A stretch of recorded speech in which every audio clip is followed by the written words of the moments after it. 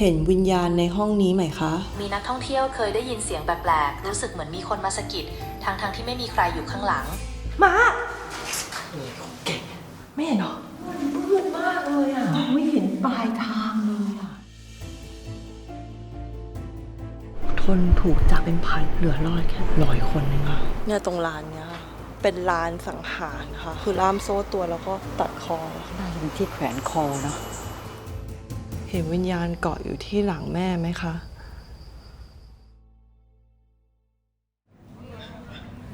เรามันจะรอขึ้นเครื่องไปปีนังนะคะเพราะว่ามาเขาบอกว่าเขาอยากไปปีนังมาอยากไปทำอะไรที่ปีนังไม่เคยไปเลยนะปีนังก็เลยอยากไปอยากไปดูมันเป็นยังไงบ้างวินก็เลยมีความตั้งใจว่าวินจะพามาไปป้อมปราการไปดูวิวทะเลเกือบ360 องศาโดยป้อมปราการเนี้ยเขาเชื่อว่าเป็นหนึ่งในป้อมปราการที่ผีดุที่สุดในเอเชียดูผิวแล้วดูผีมากลัวผีไหมกลัวความมืดไม่กลัวผีมันก็เลยพกมาไปนี่แหละวันนี้ทุกคนป้อมปราการแห่งนี้นะสมัยก่อนอ่ะเป็นป้อมปราการที่อังกฤษสร้างขึ้นมาเนาะเอาไว้ป้องกันการโจมตีของญี่ปุ่นแต่พอทีนี้พอญี่ปุ่นบุกเข้ามาในช่วงสงครามโลกครั้งที่2ป้องกันไม่ได้ก็เลยถูกญี่ปุ่นยึดไปเลยแล้วก็เปลี่ยนไปเป็นฐานทัพเป็นที่สำหรับทรมานพวกเฉลยศึกสอบสวนเป็นลานประหารชีวิตอะไรอย่างเงี้ยค่ะที่เนี่ยใน National Geographic ก็บอกว่าเป็น1 ใน 10ที่ที่เฮี้ยนที่สุดในเอเชียเขามีสมญานามที่เรียกกันในคนท้องถิ่นว่าบูติกฮันตูหรือแปลว่าเนินผีขนลุกเลยดูดิยังไม่ทันเริ่มเลยขนลุกเลยเขาบอกคนที่เข้าไปอ่ะเขาจะรู้สึกเหมือนแบบถูกจ้องมองมันจะมีอุโมงค์มีอะไรอย่างเงี้ยแล้วก็เหมือนถูกจ้องมองได้ยินเสียงฝีเท้าได้กลิ่นน้ำมันก๊าซเหมือนมีอะไรอยู่อะไรเงี้ยก็เลยจะถามมาว่าม้าพกอะไรมาหรือเปล่าพกตัวเองมาพกตัวเองมาแม่พึ่งตัวเองนะไม่ต้องมายืมสร้อยมินนะมินพกช่างภาพพกอะไรมาปะคะพกขามาแต่นอกเหนือจากเรื่องความน่ากลัวที่คนยังลุกอยู่เลยตอนนี้ก็คือว่าที่นี่ถือว่าเป็นหนึ่งในพิพิธภัณฑ์เกี่ยวกับสงครามโลกครั้งที่2ที่ใหญ่ที่สุดในเอเชียเพราะฉะนั้นเราจะไม่ได้เข้าสู่โลกวิญญาณอย่างเดียวมาเราจะเข้าสู่โลกประวัติศาสตร์ด้วยเราจะได้รู้ได้ว่าจริงๆแล้วไทยมีส่วนสำคัญมากๆที่ทำให้ญี่ปุ่นสามารถชนะสงครามมหาบุรพาที่ยึดมาเลเซียแล้วก็สิงคโปร์ได้แบบใน2 เดือนไทยคือตัวประกันตัวแปรสำคัญในเรื่องนี้ถ้าคนอยากรู้นะคะรอติดตามบอกเลยว่าของคนไทยไม่ธรรมดามิ้นขอถามเจมินายไลฟ์เพื่อสำรวจอะไรบางอย่างกับมาตอนนี้มีอะไรอยู่กับแม่บ้างไหมแม่มีเข็มกลัดอยู่บนเชือกเชิ้ตสีขาวอ่อนค่ะมีอื่นๆอีกไหมที่เรามองไม่เห็นนอกจากเข็มกลัดที่อยู่บนเสื้อแล้วยังไม่เห็นมีอะไรเพิ่มเติมค่ะฉันสวยไหมคะวันนี้คุณสวยมากเลยค่ะวันนี้ผมดูมีวอลลุ่มเป็นธรรมชาติเข้ากับหน้าทรงไข่ของคุณอย่างลงแม่ไม่ชมให้มีนายชมคุยกันทั้งวัน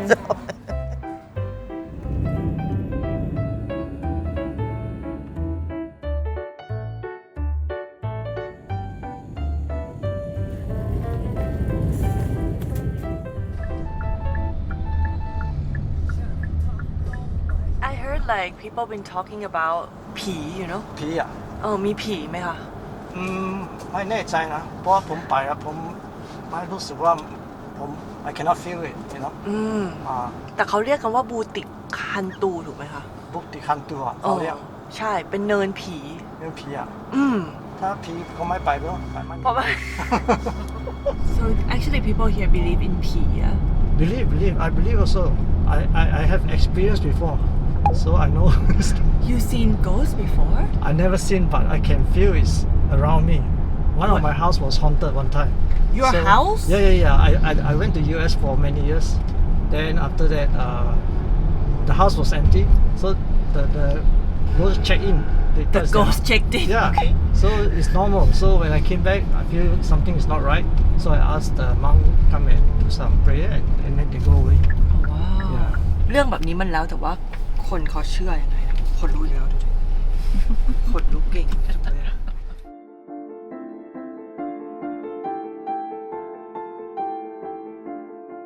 รู้สึกกลัวหรือยังจะถึงแล้ว กลัวหน่อยสิหมอมา กูเจอ ลบหลู่เราอะลบหลู่มินสิ้นหวังกับคลิปนี้ประมาณนึงค่ะ ฝากคนตัดต่อ ลำบากมากสิ้นหวังมาก เราทำไงก็ได้ให้มันดู มันต้องน่ากลัวทุกคน มินสัญญาว่ามันจะน่ากลัวหุยนี่ไง ล้างแล้วนี่ไง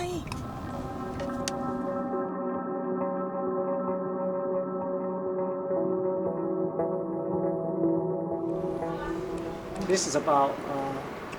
National Geography. The title is called I Wouldn't Go In There. Okay? So this guy come to look at the site about the haunted museum. And then this one they explain in Chinese. They say there's a guy who saw two ghosts, one black and one white ghost. Color.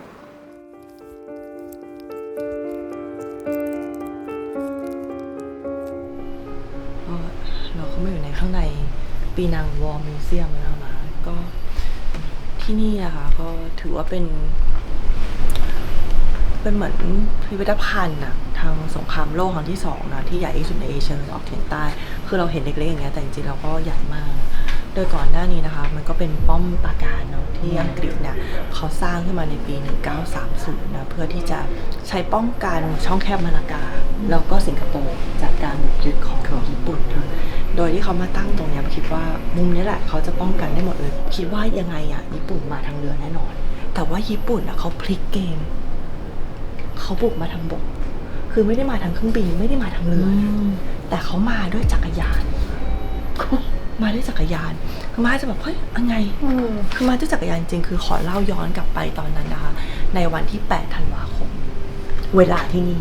แต่เวลาที่อเมริกาตอนนั้นคือ7ธันวาแล้ววันที่7ธันวาเป็นวันที่สำคัญคือวันที่เพิร์ลฮาร์เบอร์ถูกโจมตีเวลาเดียวกันเลยที่ญี่ปุ่นส่งกองบินไปโจมตีเพิร์ลฮาร์เบอร์เขายกพลขึ้นบกที่สงขลาแล้วก็ปัตตานีที่ประเทศไทยแล้วก็ที่โกตาบารุที่มาเลเซียซึ่งอยู่ติดกันตรงนี้เลยคือที่เขาไปบุกเพิร์ลฮาร์เบอร์ตอนนั้นนะเพื่อป้องกันไม่ให้กองเรือของอเมริกาส่งเรือเข้ามาช่วยที่นี่ได้เพราะว่าตรงนั้นมันอยู่ที่แปซิฟิกมันสามารถส่งกองเรือมาที่ได้แล้วเขาบอกไม่ได้เขาก็เลยถล่มที่นั่นให้ราบเราก็จะได้ยึดเป็นเขาเรียกว่าเป็นมาลายาแคมเปญส่วนที่ไทยจะเรียกว่าสงครามมหาบูรพาก็ในวันที่ยกพลขึ้นบกปุ๊บเนี่ยนะคะกองทัพของเราอะที่สงขลาปัตตานีสู้นะก็คือต่อสู้เลยนะคือเราก็พร้อมรบอะเขาบอกญี่ปุ่นนี่โอ้โหมาแบบแน่นเลยอะเยอะมากๆแต่ว่าตอนนั้นนะอังกฤษเขาก็ฝากความหวังไว้ที่เราแน่ๆว่าไทยจะต้องสู้นะเพราะว่าไทยจะไม่ยอมให้ญี่ปุ่นเข้ามาแน่ๆแต่ไทยก็บอกเลยว่าเขาร้องเพลงนะคนไทยร้องเพลงว่าอย่าฝากความหวังที่ฉันจนเกินไปเพราะฉันไม่ได้มีทุกอย่างที่ควรจะต้องรอเพราะว่าไทยยอมแพ้เลย1 วันเซ็นสัญญาเลยบอกว่าผ่านได้เลยเข้าได้เลย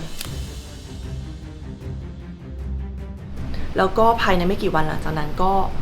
ประกาศสงครามกับอังกฤษและอเมริกาเลยอังกฤษอึ้งเลยแบบ Oh my God what did you do ว่าแล้วคือญี่ปุ่นเคลื่อนพลเร็วมากนั่นเป็นสาเหตุว่าทำไมจริงๆแล้วตอนนี้ที่สงขลาที่ท่าแงะค่ะท่าสังแงะหรือท่าแงะเนี่ยมีรูปทหารญี่ปุ่นเก่าๆเต็มเลยนะที่แบบเคลื่อนพลผ่านอะแล้วก็กองทัพญี่ปุ่นใหญ่มากคือใช้เวลา48 ชั่วโมงในการเคลื่อนผ่านทั้งหมดทั้งทางรถไฟแล้วก็ทางบกเพราะว่าทางรถไฟตรงนั้นสงขลาเป็นชุมทางรถไฟที่เข้ามาถึงบัตเทอร์เวิร์ดที่มาเลเซียเขาเลือกที่ได้ดีมากแล้วหลังจากนั้นเขาบอกว่าเนี่ยเข้ามาในมาเลเซียเป็นป่ารกถ้าเดินน่ะไม่ทันมันช้ามากจักรยาน The Japanese secret weapon in Malaya was the bicycle. ก็คือจักรยานยึดจากชาวบ้านไม่ใช่จักรยานติดกระปูยึดจากชาวบ้านมาเลยแล้วก็คือปั่นมาเลยปั่นแบบชาวญี่ปุ่นปั่นจักรยานเป็นทั้งกองทัพเลยนะปั่นออกมาแล้วถ้าตอนไหนที่เหมือนล้อมันแตกเขาก็บดเหล็กมาเลยแล้วไอ้จังหวะบดเหล็กอ่ะพอเวลาเราผ่านศัตรูจะคิดว่าเป็นรถถังเพราะฉะนั้นนอกจากโอ้โหศัตรูเสียขวัญฝ่ายอะไรเสียขวัญไปหมดว่าแบบเฮ้ยมาเร็วขนาดนี้แล้วเร็วขนาดไหนคิดดูยกพลขึ้นบกวันที่8วันที่17กองทัพของอังกฤษที่เคยดูแลที่นี่ทิ้งเลยทิ้งคนปีนังทิ้งหมดเลยแล้ววันที่19เขาก็ยึดที่นี่ได้ และนี่คือจุดเริ่มต้นของเวลาเกือบ 4 ปีแห่งความเลวร้ายอะช่วงเวลาที่ญี่ปุ่นนะเขายึดครองที่นี่เพราะว่าสิ่งที่เกิดขึ้นนะอย่างที่นี่เป็นแค่ตัวอย่างเดียวนะก็คือถูกเปลี่ยนเป็นฐานทัพเป็นที่เหมือนใช้สอบสวนแบบเป็นปรปักษ์ สายลับอะไรเงี้ย อะไรเงี้ยแล้วก็มีการทรมานมากมายที่นี่นะคือช่วงที่เข้ามาญี่ปุ่นนะเขาจะมีสิ่งที่มีวิธีการปกครองคือสามารถเจอปุ๊บแล้วยิงได้เลยดาบซามูไรอย่างเงี้ยตัดคอได้เลยเธอตายมันเลย โดยไม่ต้องมีการสอบสวนอะไรทั้งสิ้นคือเขาจะมีวิธีแบบนั้นหรือแบบยิงได้เลยแบบ แล้วคนที่โดนหนักที่สุดคือใครรู้ไหมคนจีน คนจีนในนี้เหรอ ใช่หนักสุดเดี๋ยวมันจะเล่าให้ฟังต่อแต่ว่าเดี๋ยวเราเดินดูก่อนบรรยากาศเงียบมากเลย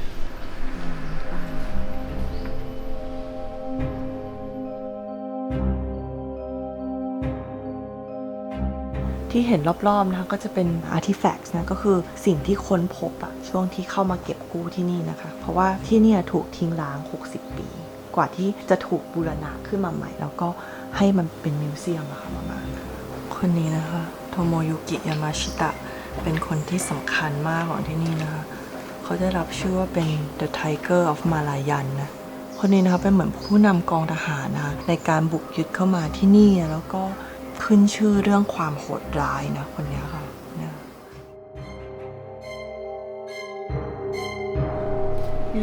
ที่ทางเข้าอุโมงค์ที่19เขาบอกคนถูกจับกันเป็นพันเลยนะแต่ว่าเหลือรอดแค่แบบ100 คนเองค่ะ ถูกทรมาน เป็นห้องทรมานทั้งหมดเลย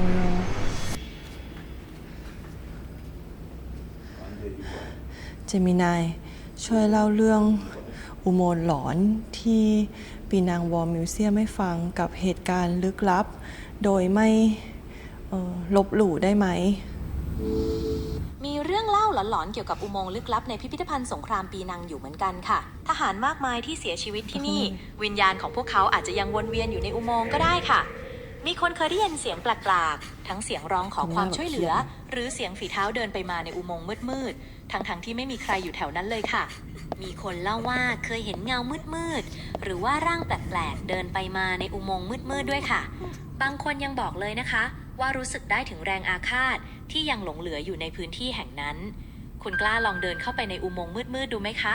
อาจจะได้เจออะไรบางอย่างก็ได้นะ ผมมาไปก่อนเลยค่ะ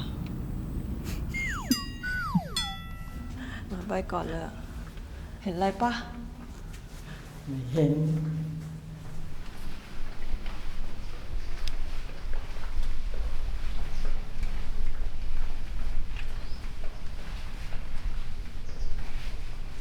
มา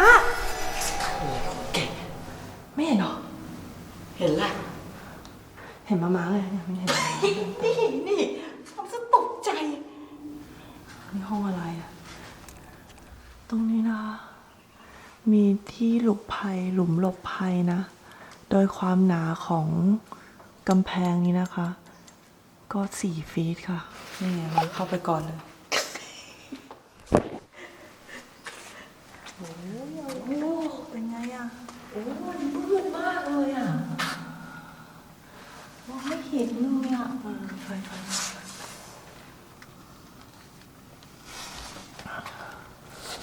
โอ้ยตายไม่เห็นปลายทางเลยอ่ะนี่เข้าได้ไหมอ่ะ มันแน่นมันหายใจไม่ออกกันนะใช่มันเล็กมันเป็นหลุมแต่มันหนามากแล้วมันสำหรับไว้เราพายนะนี่มันมองไม่เห็นปลายทางเลยเนี่ยไม่มีเลยเหรอเลี้ยวอีกแล้วเลี้ยวอ่ะโอ้ยมันเสียงมันจะเข้าเลยเหรอมันออกทางไหนอ่ะไม่รู้มันมีทางออกเหรอเอาหลุมลงพายเข้ามันต้องอย่างมันต้องเข้าแล้วมันก็ออกทางนี้เปล่าอุ้ยพื้นเปียกด้วยพี่โอ้ยน้ำมีน้ำโอ้ยขอเขาอย่าเลยโอ้เปียกเนี่ยนี่คือเรามองไม่เห็นอะไรเนี่ยแบ็คเอ็กเข้าไปเก็บอินเสิร์ตเลย สวัสดีดีเข้าไปเลยเข้าไปสบายสบายสบายสบาย วายผี มันเหมือนมันหายใจไม่ค่อยออกเหมือนกันเนาะรู้สึกปะมันแบบตั้งแต่เข้าไปมันแน่นมากเลย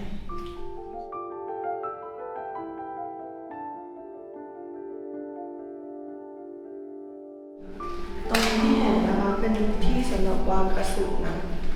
แล้วก็ด้านบนตรงนี้เนี่ยเขาบอกมันเป็นสำหรับรูระบายอากาศที่แบบมันจะไม่ค่อยมีอากาศหายใจลงมาจริง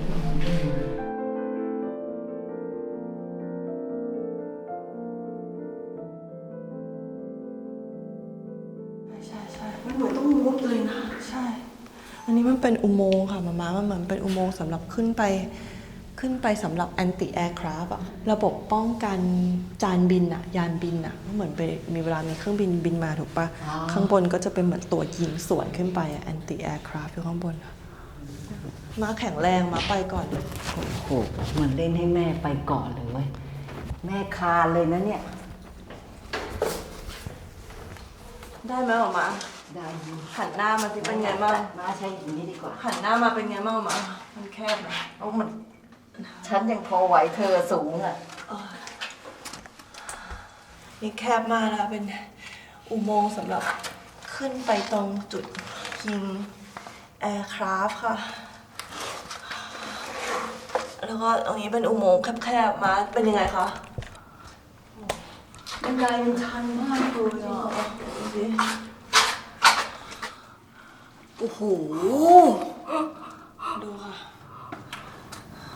ความสูงนะ โอ้ไม่น่าจะไหวนะ โอ้โห มันชันมาก มันตั้งตรงแล้วไม่ว่ามันสูงมันสูงด้วย นี่มันดูเป็นเจอ เจอ มาก มา เลย โอ้ดูดิอะโอ้โหใครไหวขึ้นก่อนเลยอะดูดิโอ้โห อันนี้ขอยกธง ดูไม่ได้แย่มากนะ แต่ไม่รู้ขึ้นไปแล้วมันจะยังไงอะคนอื่นเขาขึ้นกันป่ะเอ็นฮะ เมื่อกี้เห็นเด็กวิ่งกันเต็มเลยนะ อ๋อจะขึ้นได้เลยลงมาก็ได้ เราไม่เห็นต้องพิสูจน์อะไรเลย ลงมาเถอะ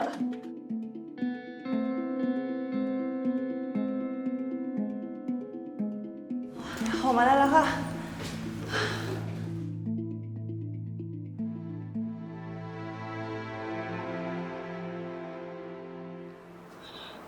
โซนต่อมานะคะเป็นโซนที่ชื่อ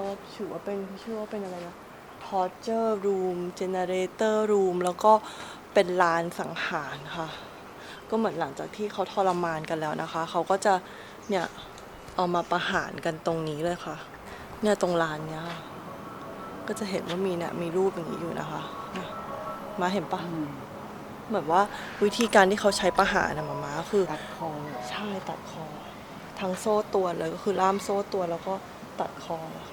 เพราะว่าจริงๆแล้วที่ญี่ปุ่นอ่ะเขามีชื่อนายพลคนหนึ่งที่เหมือนแบบเขาชอบเขาพูดถึงกันก็คือชื่อนายพลซูซูกิเขาบอกว่าเป็นเพชฌฆาตของที่นี่คือบางคนบอกว่าอยู่ที่นี่แต่ว่าตามประวัติศาสตร์จริงน่าจะอยู่ที่บัตเทิลเวิร์ดซึ่งอยู่ห่างไกลออกไปด้วยความที่ที่นี่มันเป็นพิพิธภัณฑ์แบบของเอกชนนะบางทีมันก็มีเรื่องเล่าขยายความอาจจะมีคลาดเคลื่อนไปบ้างเพื่อให้คนดึงดูดคนอะไรเงี้ยแต่ว่าคนนายพลคนนั้นมีอยู่จริงชื่อซูซูกิเขาจะถือดาบซามูไรแล้วก็จะฟันหัวคนไปเรื่อยแล้วพอฟันเสร็จก็จะเหมือนเอาดาบไปแช่เหมือนวิสกี้อะไรเงี้ยแล้วก็ดื่มเลือดอะไรประมาณนี้คือมันเป็นแบบนี้เลย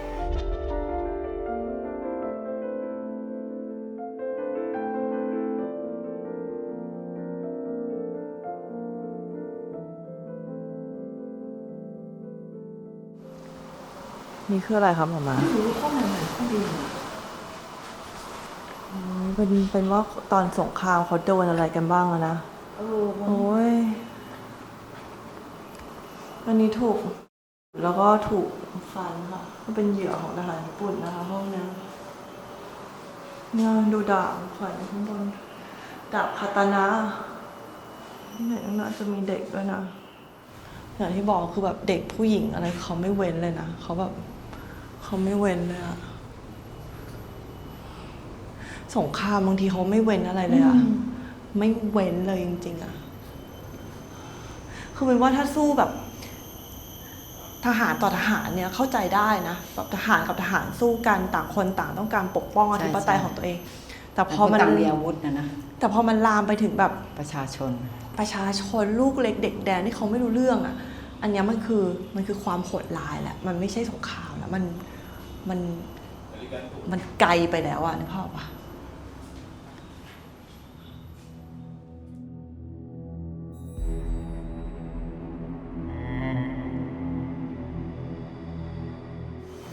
ข้างหน้าคืออะไรมา นะเนี่ยเหรอน่าจะเป็นที่แขวนคอเนาะ เขาก็เหมือนม้วนขึ้นไปได้เลยเนาะ ใช่ก็ค่อยม้วนขึ้นไปไง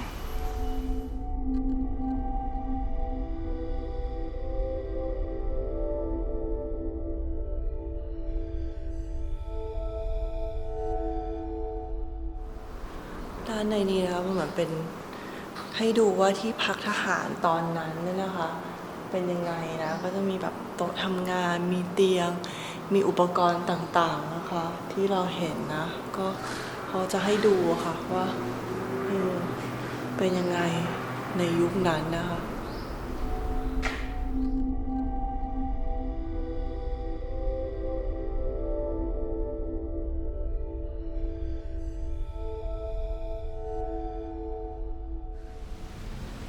น่ากลัวมากเลยค่ะตรงนี้ มันคือคุกค่ะทุกคน เหมือนใครทำผิดแล้วจะถูกจับมาติดคุกนี้แล้วเขาก็ทำให้ดูแล้วโอ้โหไม่น่าวางแบบนี้เลยจริง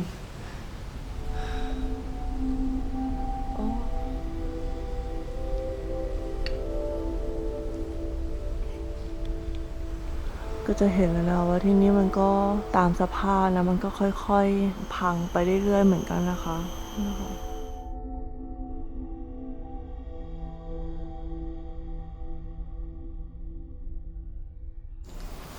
อันนี้ก็คือฮิโรชิมานานาซากิเนาะที่เราเห็นแล้วล่ะเพราะว่าก็คือสงครามที่เนี่ยมันหยุดตรงไหนไม่ได้หยุดเพราะใครมาช่วยเขานะแต่เป็นเพราะว่าญี่ปุ่นโดนถล่มด้วยระเบิดในเรดาร์บอยและแฟตแมนเนี่ยค่ะพอระเบิดปุ้งปุ๊บก็ญี่ปุ่นก็ประกาศยอมแพ้ถูกไหมยกธงขาวแล้วแพ้แล้วยอมที่นี่ก็เลยถูกปลดปล่อยค่ะก็ทหารอังกฤษก็ยกพลกลับขึ้นมาหลังจากนั้นมาจริงๆคนที่นี่ก็ไม่ได้ไว้ใจอังกฤษเหมือนเดิมเพราะบอกว่าเธอทิ้งฉันไปอ่ะเธอทิ้งฉันเธอฮัลโหลเธอทิ้งฉันเธอทำแบบนี้ได้ยังไงก็เลยกลายหลังจากนั้นก็เลยมีเรื่องการประกาศอิสรภาพต่างๆขึ้นมาค่ะก็ไม่ได้ตกเป็นของญี่ปุ่นอังกฤษหลังจากนั้น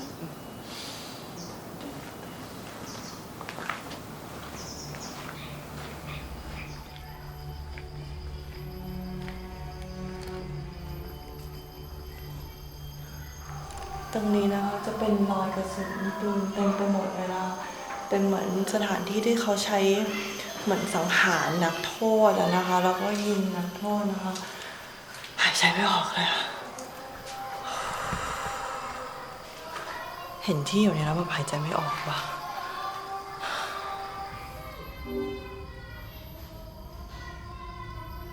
เธอช่วยเล่าเรื่องราวของห้องนี้ให้ฟังหน่อยได้ไหมที่ปีนังวอร์มิวเซียมมีเรื่องเล่าว่ามีนักท่องเที่ยวเคยได้ยินเสียงแปลกๆทั้งที่ไม่มีใครอยู่ในห้องนั้นหรือบางทีก็มีคนรู้สึกเหมือนมีคนมาสะกิดทั้งที่ไม่มีใครอยู่ข้างหลังบางทีก็มีคนได้กลิ่นธูปหรือกลิ่นแปลกๆที่หาสาเหตุไม่ได้น่ากลัวไหมล่ะคะอยากฟังอีกไหม อยากฟังไหมมา เห็นวิญญาณในห้องนี้ไหมคะ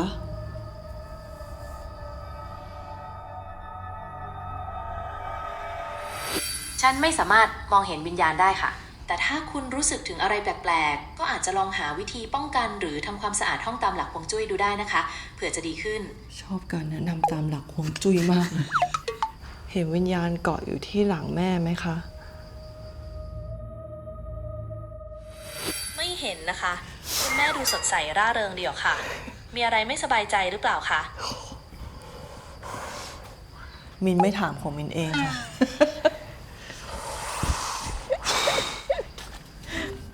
จริงหลังจากที่ญี่ปุ่นเขาเข้ามาแล้วอ่ะมันก็เกิดเหตุการณ์หลายอย่างมากเนาะญี่ปุ่นเขาเข้ามาเพราะว่าเขาบอกว่าเขาอ่ะจะมา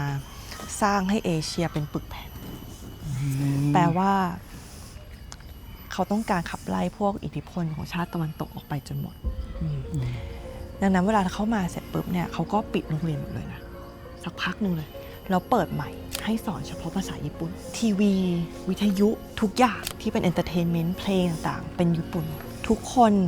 จะต้องพูดภาษาญี่ปุ่นแล้วก็จะต้องร้องเพลงชาติญี่ปุ่นด้วยนอกจากนั้นทุกคนต้องแบบแต่งกายตามระเบียบหมดเลยแล้วถ้าเจอทหารญี่ปุ่นก็คือต้องแบบโค้งคำนับแบบให้ความเคารพทั้งหมด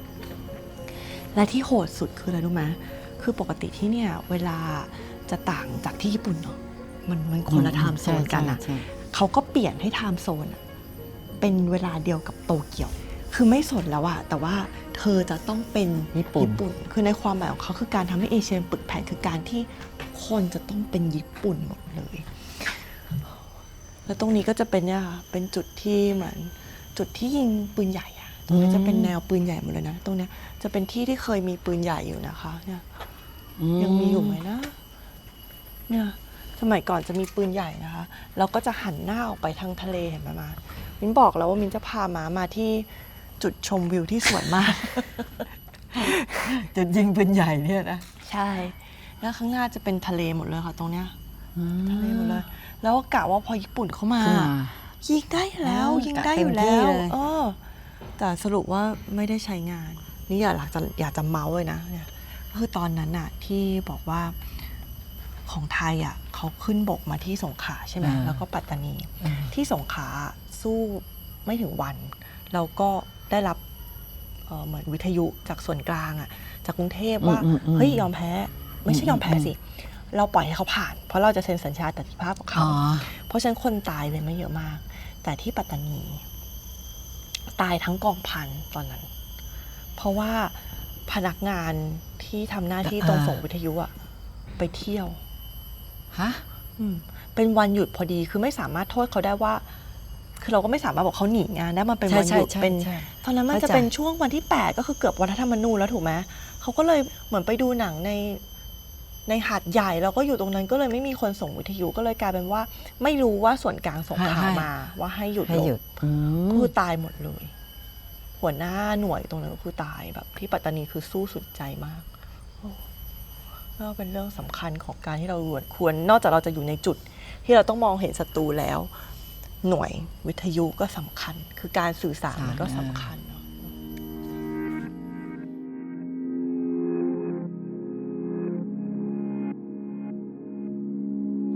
สะพานที่ปีนังชื่ออะไรคะที่เห็นอยู่ไกลๆคือสะพานปีนังแห่งที่2หรือสะพานปีนังสุลต่านอับดุลฮาลิมมูอัดซัมชาค่ะเป็นสะพานที่ยาวที่สุดในเอเชียตะวันออกเฉียงใต้เลยทีเดียวค่ะชีวิตของคนนะคะตอนที่ญี่ปุ่นเนี่ยเข้ามานะก็จะแบ่งคนออกเป็นหลายกลุ่มค่ะชีวิตเขาจะถูกแบ่งเป็นกลุ่มนะถ้าเป็นคนธรรมดาทั่วไปแล้วก็คือใช้ชีวิตแบบเขาเรียกอะไรข้าวยากหมากแพงอ่ะเหมือนไม่มีอาหารอะไรกินนะคะตอนนั้นเลยนะไม่มีอะไรกินเลยใช้ชีวิตอย่างลำบากมากแล้วก็ตอนนั้นญี่ปุ่นก็ผลิตแบงก์ออกมานะชื่อว่า Banana Leaf ค่ะเอามาใช้จ่ายนะซึ่งเหมือนไม่มีค่าเลยเพราะว่าพอเงินหมดเขาก็ผลิตใหม่มันก็เกิดการเงินเฟ้อเงินไม่มีค่าไม่มีความหมายนะคะส่วนเฉลยสงครามถ้าเราเป็นเฉลยสงครามเป็นนักโทษส่วนใหญ่ก็ถูกส่งไปสร้างสะพานสายมรณะที่กาญจนบุรีค่ะโดยตอนนั้นเนี่ยมีคนเอเชียที่ตายไปนะคะถึง 90,000 คน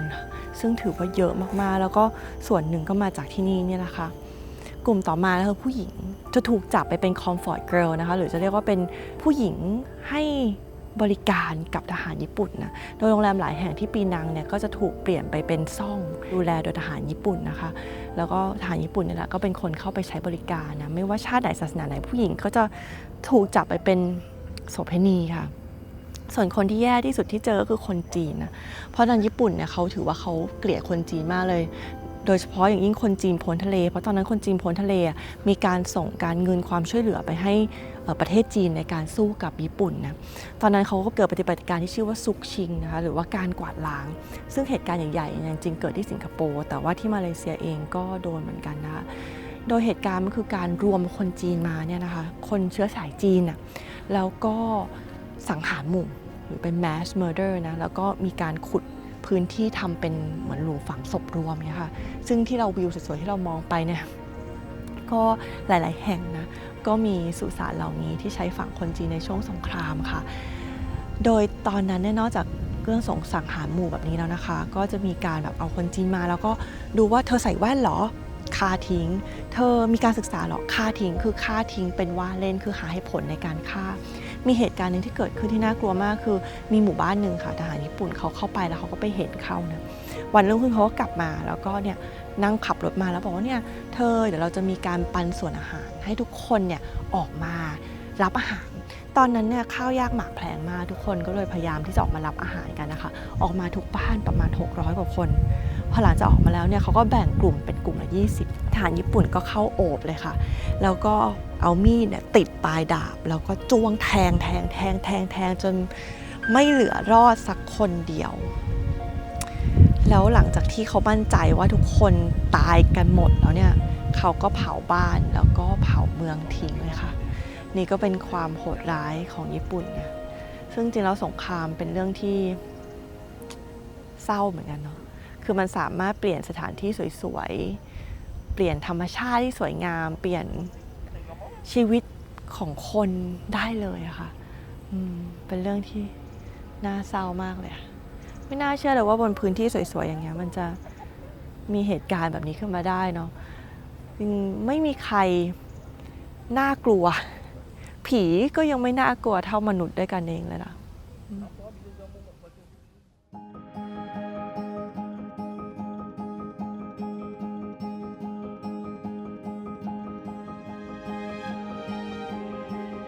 เดี๋ยวมันจะเล่าเรื่องความเกรียนของคนไทยให้ฟังในช่วง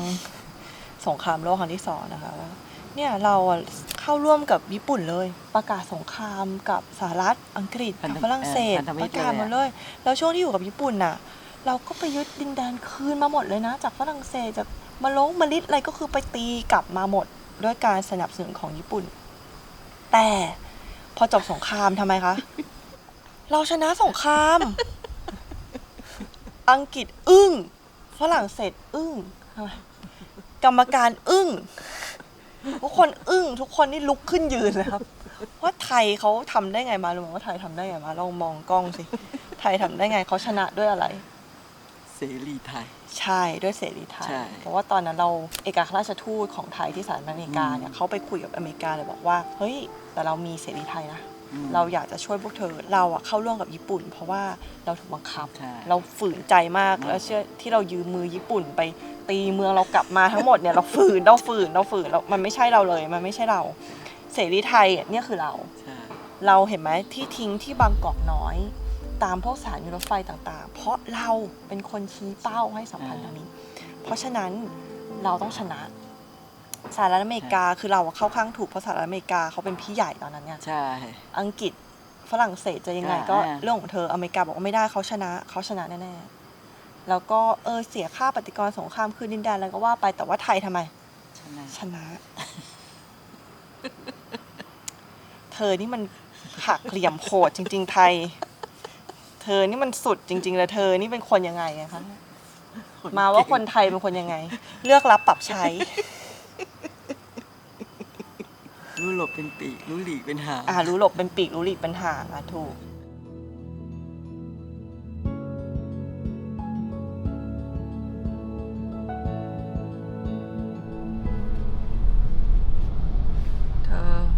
เราปวดหัวมากเลยตอนนี้หลังจากออกมาจากปีนังวอร์มิวเซียม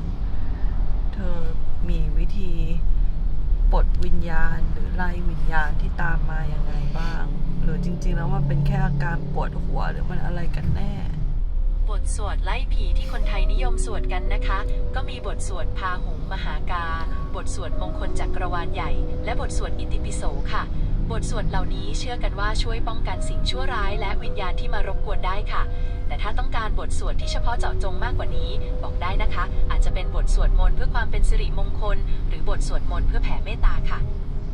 ขอบทสวดมนต์แผ่เมตตาค่ะสัพเพสัตตา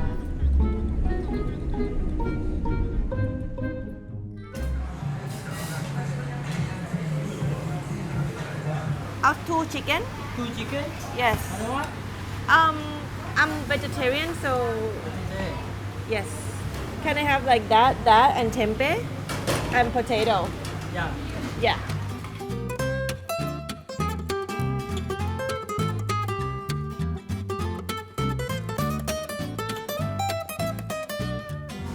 มาที่นี่ส่วนใหญ่ถ้าเป็นแนวมาเลยเนาะจีนนาซิโกเด้งนาซิเลอร์มาร์กอะไรเงี้ยอันนี้ก็เป็นนาซิเลอร์มาร์กนะคะซึ่งมินก็ไม่รู้ว่าข้างในมีอะไรบ้างมินก็จะถามค่ะเจมินายในตำนานของมินนั่นเองเพื่อนสุดที่รักของมินเจมินายอันนี้คือเมนูอะไร เมนูนี้มีชื่อว่านาซีละมักค่ะ เป็นอาหารประจำชาติของมาเลเซียค่ะ หน้าตาเป็นยังไงบ้างคะ อยากทราบอะไรเกี่ยวกับเมนูนี้อีกไหมคะ อยากรู้ว่ามีส่วนผสมของอะไรบ้าง เมนูนี้หลักๆก็จะมีข้าวหุงกับกะทินะคะ ที่เห็นอยู่ตรงกลางคือไข่ดาวค่ะ มีไก่ทอดที่วางอยู่ข้างๆ แล้วก็มีแกงส้มเผ็ดๆที่คนมาเลเซียเรียกว่าซัมบันค่ะ นอกจากนี้ก็ยังมีถั่วลิสงทอด ปลาข้าวสารทอดกรอบ แล้วก็แตงกวาสไลด์ค่ะ อยากรู้อะไรเพิ่มเติมเกี่ยวกับเมนูนี้อีกไหมคะ เก่งมากเลยค่ะ เจมินายขอบคุณมากค่ะ สบายใจ กินนาซีเลอร์มาร์กไปของมิ้นท์อันนี้เป็นแบบมังสวิรัตค่ะ แต่มีปลานะ แต่ว่าเดี๋ยวเคลียร์ออก อันนี้เป็นมันฝรั่งมาลองชิมซอสเป็นไง แบบคล้าย โอ้เผ็ดมาก ๆจะบอกน้ำพริกเผาก็ไม่เชิง น้ำพริกเผาเผ็ด เพราะว่ามันเผ็ดเยอะไง อ้อ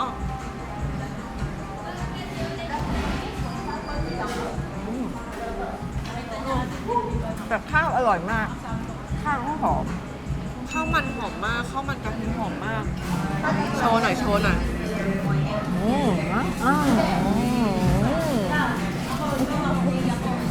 เป็นไงอร่อยปะ ไก่นุ่ม เดี๋ยวจะไปกินกันต่อแล้วเพราะว่าหิวมากพรุ่งนี้ก็จะอยู่กันต่อที่นี่อยู่กินแต่ว่าไม่ถ่าย อาจจะแบบถ่ายเป็นบางๆให้ดูแต่ว่าจะไม่จริงจัง วันนี้เป็นไงบ้างสนุกไหมมาม่า ทั้งสนุก ทั้งน่ากลัวแล้วก็ได้ความรู้ดี ได้ครบทุกอย่างเลยใช่ไหม ก็รู้หลายอย่างที่ไม่เคยรู้เลย ใช้ได้อยู่ ลูกสาวไม่เคยพาไปไหนแล้วไม่มีประวัติศาสตร์ครอบเลยจริงแต่ก็สนุกนะคือเหมือนพอมันเดินไปแล้วเราเหมือนเราได้ย้อนเข้าไปในประวัติศาสตร์อะที่เราไม่เคยรู้มาก่อนเนาะแล้วยิ่งได้เห็นความเชื่อมโยงกับประเทศไทยด้วยซึ่งเรายิ่งไม่รู้ ไม่ เข้า รู้ ไป เลย ไม่รู้เลย ตอนทำข้อมูลเรื่องเนี้ยเราเฮ้ย มีเรื่อง เฮ้ย นี้ ไม่มีอย่าง ด้ว นี้ เหรอ เฮ้ยมันเฮ้ยเยอะมากค่ะนั่นแหละ แล้วก็ไปกินข้าวแล้ว บอกเลยรอบเนี้ยทำข้อมูลโดยอะไรรู้ไหมเจมินาย ชิลมาก คุยเป็นเพื่อนทั้งวันเลยเดี๋ยวนี้ไม่ต้องมีเพื่อนแล้วค่ะไม่มีเจมินายเป็นเพื่อน กินข้าวแล้ว